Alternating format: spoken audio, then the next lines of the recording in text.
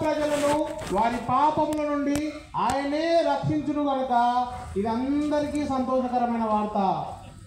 ఏమిటి ఈ వార్త అంటే, యేసు ప్రభు వారు నీ కొరకు నా కొరకు జన్మించారు. చాలా మంది చదువుతూ ఉంటారు, యేసు ప్రభు వారు అంటే పలానా కులానికి, పలానా వర్గానికి, పలానా మతానికి, జాతికి సంబంధించిన దేవుడు కదా, ఆయన మా దేవుడు కాదు కదా అని మనం ఎన్నోసార్లు చదువుతూ ఉంటాము. కానీ పరిశుద్ధమైన బైబిల్లో ఈ విధంగా రాయబడింది, అందరి పాప పరిహారార్థము కొరకు ఆయన భూమి మీదకి వచ్చిన దేవుడు. ఆయన ఒక వర్ణంగా, ఒక జాతిని, ఒక మనుషులను, ఒక మతాన్ని టార్గెట్ చేసుకొని భూమి మీదకి వచ్చిన దేవుడు కాదు. ఆయన ఎందుకోసం వచ్చినాడంటే, పాపమును తీసివేయుటకు క్రీస్తు యేసు లోకమునకు వచ్చెను. ఆయన నీ కోసము నా కోసము పాపములు తీసేయడానికి భూమి మీదకి వచ్చిన దేవుడుగా ఉన్నాడు. నా పాపములను తుడిచివేయడానికి భూమి మీదకి వచ్చిన దేవుడుగా ఉన్నాడు. అందుకే ఆయన భూమి మీదకి ఎందుకు వచ్చినాడని రాయబడతా ఉందంటే, విశ్రాంతి కలుగజేయుటకు. ప్రయాసపడి భారం మోసుకొచ్చినటువంటి సమస్తమైన వారులారా నా యొద్దకు రండి, నేను మీకు విశ్రాంతి కలుగజేయుదును అని పరిశుద్ధమైన బైబిల్లో ప్రభు వారు సెలవిస్తూ ఉన్నాడు. మనం లోకంలో చూస్తే ఉంటుంది, దుష్ట శిక్షణ శిష్ట రక్షణ అంటే ఏంటంటే, ఒక వ్యక్తి మంచివాడైతే అతను పరలోకానికి వెళ్తాడు, ఒక వ్యక్తి చెడ్డవాడైతే అతను నరకానికి వెళ్ళిపోతాడు. చెడ్డవాడు మంచిగా మారేటువంటి అవకాశము మనం ఎక్కడా చూసింది లేదు. కానీ ఇక్కడ ఒక దేవుడు ఉన్నాడు. ఈయన ఏమంటున్నాడో తెలుసా, పాపులను పిలువవచ్చుని కానీ నీతిమంతులను పిలువరాలేదు. పిలువడా గమనించావా? నువ్వు పాపివైతే, నేను పాపంలోనే చనిపోతే నరకానికి పోతాను, నువ్వు భయపడుతున్నావా? నేను పాపినైతే ఈ తప్పు చేశాను కదా, ఈ తప్పు ద్వారా నాకే శిక్ష వస్తుందో అని మనశ్శాంతి లేకుండా ఉన్నావా? నీ పాపాలన్నింటినీ తీసివేయడానికి, ఒకవేళ నువ్వు ఏదైనా పొరపాటు చేసి నీ పొరపాట్లన్నింటినీ సరిదిద్దడానికి, నువ్వు చేతులతో చేసిన పాపాల కొరకు ఆయన చేతుల్లో శీలలు కొట్టించుకున్నాడు, నువ్వు కాళ్ళతో చేసిన పాపాల కొరకు ఆయన కాళ్ళలో మేకులు కొట్టించుకున్నాడు, నువ్వు తలలో ఆలోచన చేసిన పాపాల కొరకు ఆయన తలపైన ముళ్ళ కిరీటం పెట్టించుకొని నువ్వు ఎన్ని రకాలుగా పాపాలు చేస్తూ వచ్చినావు, వాటన్నిటి కొరకు ప్రభువైన యేసుక్రీస్తు వారు నువ్వు పుట్టక ముందే నీ పాపాలన్నింటినీ పరిహరించిన దేవుడు. ఈ దేవుడు ఏం కోరుకుంటున్నాడు తెలుసా? నిన్ను నీతిగా తీర్చాలని కోరుకుంటున్నాడు. ఈ దేవుడు ఏం కోరుకుంటున్నాడు తెలుసా? నువ్వు ఆయన కుమారునిగా మారాలని కోరుకుంటున్నాడు. ఈ దేవుడు ఏం కోరుకుంటున్నాడంటే, నిన్ను పాపరహితుడిని చేయాలనుకుంటున్నాడు. ఇన్ని రోజులు నువ్వు పాపంలో ఉండి తెలిసి తెలియక చేసిన పొరపాట్లు, ఉద్దేశపూర్వకంగా చేసిన పాపాలు, వీటన్నిటినీ ఆయన ఒకసారిగా శిలువ మాను మీద మోసి ఆయన పొందిన దెబ్బల చేత నీకు స్వస్థత అనుగ్రహించినాడు. ఆయన నీకోసము శిలువలో మరణించినంతగా ఆయన నిన్ను ప్రేమిస్తా వచ్చినాడు. ఈ ప్రేమ ఎటువంటిదంటే నిజమైనటువంటి ప్రేమ. మనం లోకంలో చూస్తాము, మనం ఎవరైనా ఒక వ్యక్తి మనకెంతో క్లోజ్గా ఉన్నాడనుకోండి, అతను ఏదైనా సహాయం అడిగినప్పుడు అతనికి మనం చేయకపోతే రేపటి నుంచి అతని ప్రేమ మనతో నిలిచి ఉండదు. ఎందుకంటే నాకు ఉపయోగపడలేదు, వీడు నాకు అవసరం లేదనుకుంటారు.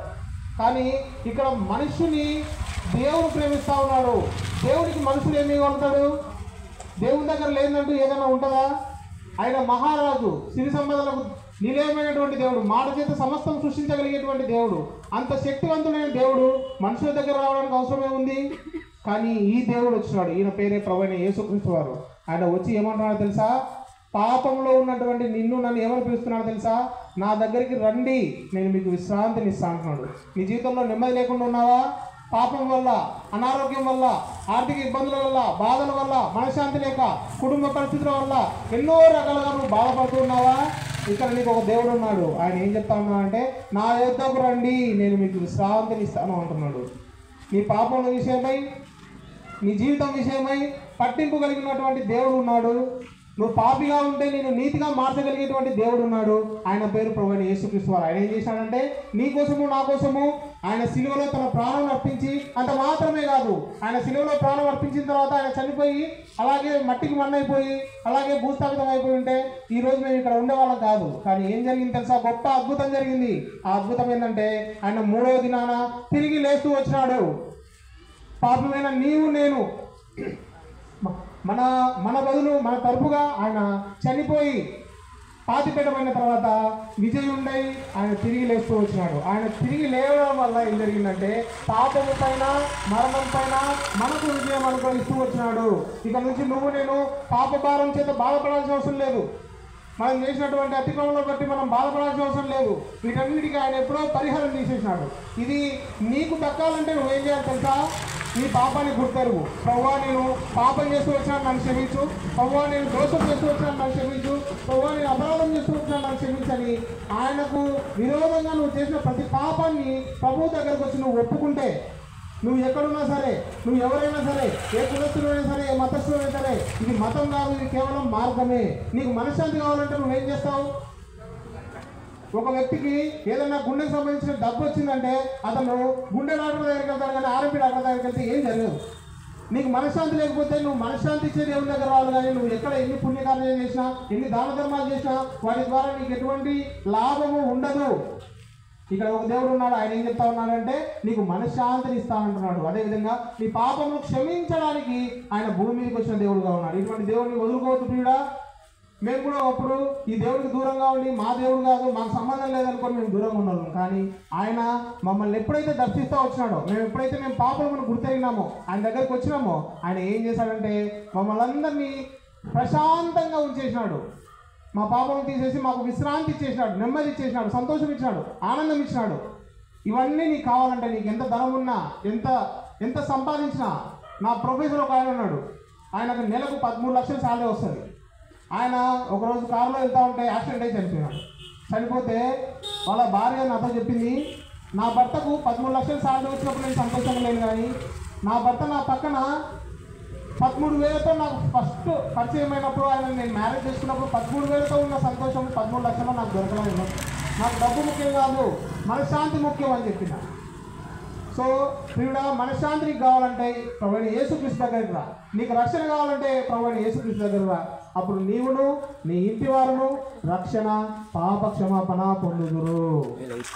మీరు ఇంకా ఎక్కువ తెలుసుకొని కోరినట్లయితే మెరక వీధిలో హెబ్రోన్ ప్రార్థనా మందిరం అని చర్చ్ ఉంది. అక్కడ దైవజనులు ఉంటారు. మీకు ఏదైనా సందేహాలు ఉన్నా, మాట్లాడాలనుకున్నా అక్కడికి వచ్చి దైవజనులతో మాట్లాడవచ్చు. మీ కొరకు ప్రార్థన చేసి ముందుకు వెళ్తాం. మా ప్రియులు మీ దగ్గరికి ప్రభువైన యేసుక్రీస్తు వారి గురించిన కొన్ని పత్రికలు తీసుకొని వస్తారు. ఒకసారి చూడండి, వాటిని చదవండి, అందులో సత్యాలు గ్రహించండి. అక్కడ అడ్రస్ కూడా ఉంటుంది.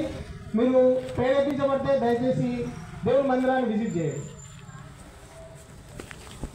ప్రేమలో మా ప్రియపూర్ణ తండ్రి యేసుక్రీస్తు దేవ, బలహీనంగా విత్తమైన వాక్యాన్ని మీరు మీరు గట్టి ఫలింపజేయండి. దేవ తండ్రి, నువ్వు దేవుడికి ఏం తెలిసిన దేవా, ప్రభు మీ పిల్లల మీరే తెరవండి.